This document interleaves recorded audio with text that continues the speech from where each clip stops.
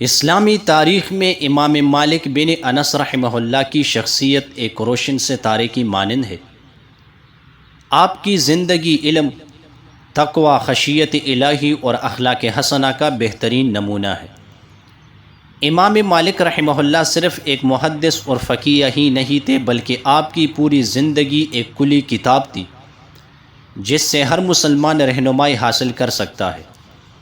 امام مالک رحمہ اللہ کی ولادت 93 ہجری میں مدینہ منورہ میں ہوئی۔ یہ وہ مبارک شہر ہے جہاں رسول اللہ صلی اللہ علیہ وسلم نے اپنی زندگی کا بیشتر حصہ گزارا، اور جہاں جناب نبی کریم علیہ السلام کا روضہ مبارک ہے۔ امام مالک رحمہ اللہ نے اپنی پوری زندگی اسی مقدس شہر میں گزاری اور یہی 179 ہجری میں وفات پائی۔ امام مالک رحمہ اللہ کی علمی شخصیت کو سمجھنے کے لیے ہمیں ان کے اساتذہ اور شاگردوں کو دیکھنا ہوگا۔ آپ نے اپنے زمانے کے عظیم علماء سے علم حاصل کیا اور پھر خود بھی امت کے لیے ایک روشنی بن گئے۔ امام مالک رحمہ اللہ نے نافع مولا ابن عمر، امام زہری، یحییٰ بن سعید اور دیگر کبار علماء سے علم حاصل کیا۔ آپ کے شاگردوں میں امام شافعی، امام محمد بن حسن شیبانی اور عبداللہ بن مبارک جیسی عظیم شخصیات شامل ہیں۔ امام مالک رحمہ اللہ کی زندگی کا ایک انتہائی اہم اور تربیتی واقعہ خلیفہ ہارون رشید سے متعلق ہے۔ یہ واقعہ ہمیں بتاتا ہے کہ حقیقی علم کیا ہے اور عالم کو کیسا ہونا چاہیے۔ جب خلیفہ ہارون رشید حج کے لیے مدینہ منورہ تشریف لائے تو انہوں نے امام مالک سے درخواست کی کہ آپ ہمارے پاس تشریف لائے اور ہمیں موطا امام مالک کی تعلیم دے۔ یہ سن کر امام مالک نے بڑے ادب سے لیکن واضح انداز میں جواب دیا، یا امیر المؤمنین، یہاں مدینہ منورہ میں علم کی عزت اس بات میں ہے کہ طالب علم خود علم کے پاس آئے، نہ کہ علم طالب علم کے پاس جائے۔ اگر علم کو بادشاہوں اور خلفاء کے دروازے پر لے جایا گیا تو علم کی عزت ختم ہو جائے گی۔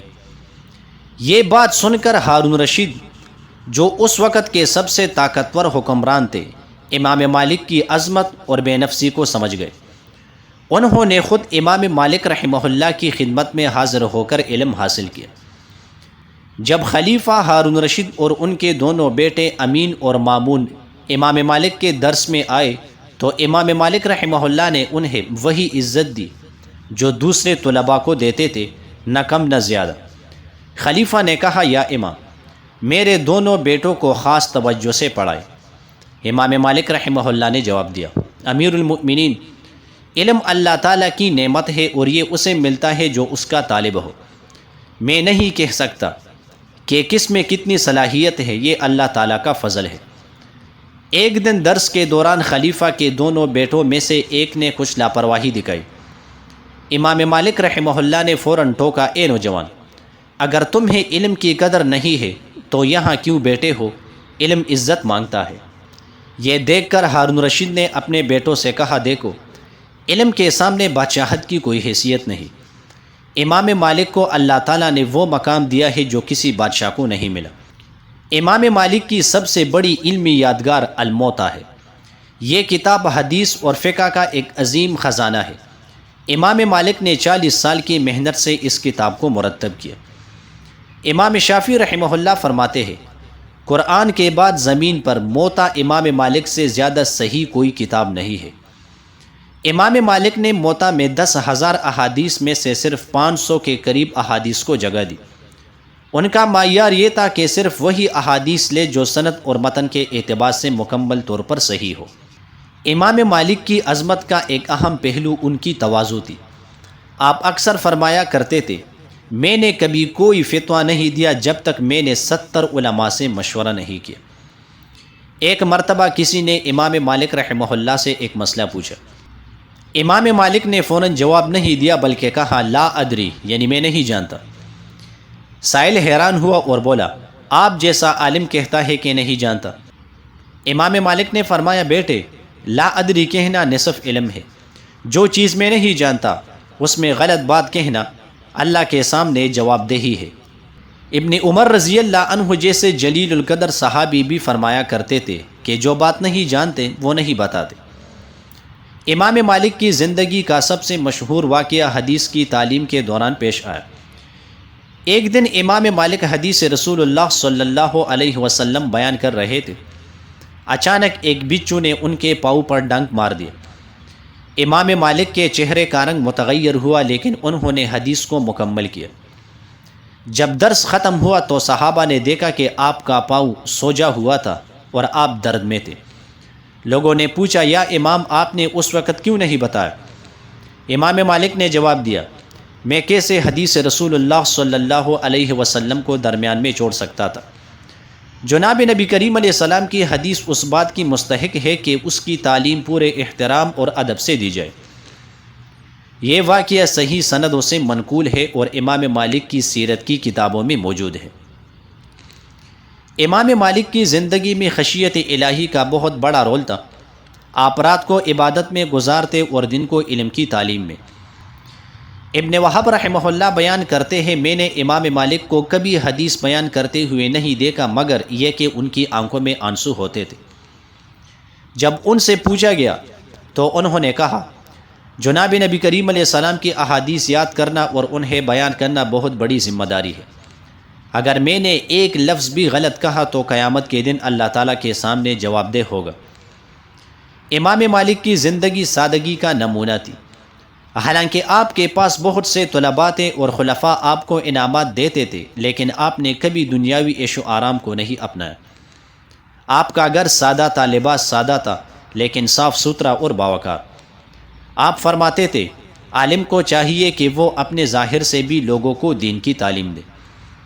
ابن قاسم بیان کرتے ہیں، میں نے امام مالک کو ہمیشہ سفید اور صاف لباس میں دیکھا۔ آپ کہتے تھے کہ علم ایک عزت ہے اور عالم کو اپنی ظاہری شکل سے بھی علم کی عزت کو ظاہر کرنا چاہیے۔ امام مالک اپنے طلباء سے بہت محبت کرتے تھے، لیکن ساتھ ہی ان کی تربیت پر بھی خاص توجہ دیتے تھے۔ ایک دفعہ ایک طالب علم نے حدیث کے دوران ہنس دیا۔ امام مالک نے اسے ٹوکا اور کہا، بیٹے یہ کھیل کی جگہ نہیں ہے، یہ وہ علم ہے جس کے ذریعے لوگ جنت میں جائیں گے یا جہنم میں۔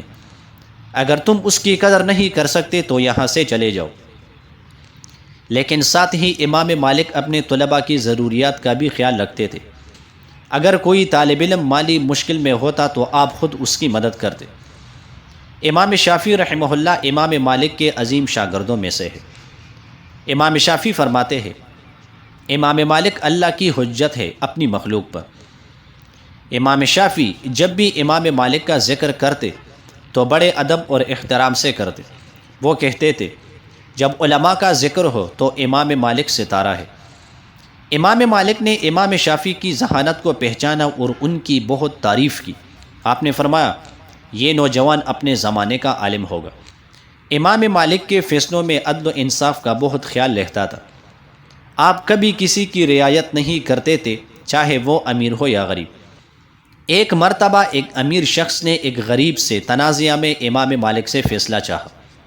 امام مالک نے دونوں کی بات سنی اور غریب کے حق میں فیصلہ دیا۔ امیر شخص نے کہا، لیکن میں ایک بڑا آدمی ہوں۔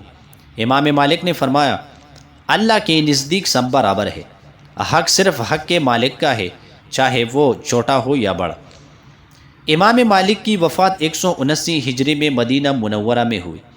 آپ کی عمر اس وقت 86 سال تھی۔ وفات سے کچھ دن پہلے جب آپ بیمار ہوئے تو طلباء نے عیادت کے لیے آنا شروع کیا۔ امام مالک نے ان سے کہا، علم کو مضبوطی سے تامے رکھنا، دین میں نرمی نہیں بلکہ حق پر قائم رہنا۔ آخری سانسوں میں آپ کی زبان پر یہ الفاظ تھے، لا الہ الا اللہ محمد الرسول اللہ۔ امام مالک کی زندگی سے ہمیں بہت سے اہم سبق ملتے ہیں۔ پہلا سبق، علم کی عزت کرنا۔ امام مالک نے خلیفہ کے محل میں جانے سے انکار کر کے یہ واضح کیا کہ علم کی اپنی عزت ہے۔ دوسرا سبق، تواضع اور انکساری۔ اتنے بڑے عالم ہونے کے باوجود لا ادری کہنے میں کوئی آر نہیں سمجھتے تھے۔ تیسرا سبق، حدیث رسول کا احترام۔ بچھو کے کاٹنے کے باوجود حدیث کو مکمل کرنا اس بات کی دلیل ہے کہ جناب نبی کریم علیہ السلام کے کلام کا کتنا احترام ہونا چاہیے۔ چوتھا سبق، خشیت الہی۔ ہر وقت اللہ کا خوف دل میں رکھنا اور ہر کام میں اللہ کی رضا کو مقدم رکھنا۔ پانچواں سبق عدل و انصاف، کسی کی رعایت نہ کرنا اور صرف حق کی بات کرنا۔ امام مالک رحمہ اللہ کی زندگی اس بات کی مثال ہے کہ ایک سچا عالم کیسا ہوتا ہے۔ آپ کی زندگی میں علم، عمل، تقوی اور اخلاق سب کچھ جمع تھا۔ آج کے دور میں جب علم صرف ڈگریوں تک محدود ہو گیا ہے اور عمل سے خالی ہو گیا ہے، امام مالک کی زندگی ہمیں یاد دلاتی ہے کہ اصل علم وہ ہے جو انسان کو اللہ کے قریب کرے، جو اسے متواضع بنائے اور جو اسے حق کا پابند بنائے۔ اللہ تعالی ہمیں امام مالک جیسے بزرگوں کی سیرت سے فائدہ اٹھانے کی توفیق عطا فرمائے اور ہمیں ان کے نقش قدم پر چلنے کی ہمت دے، آمین۔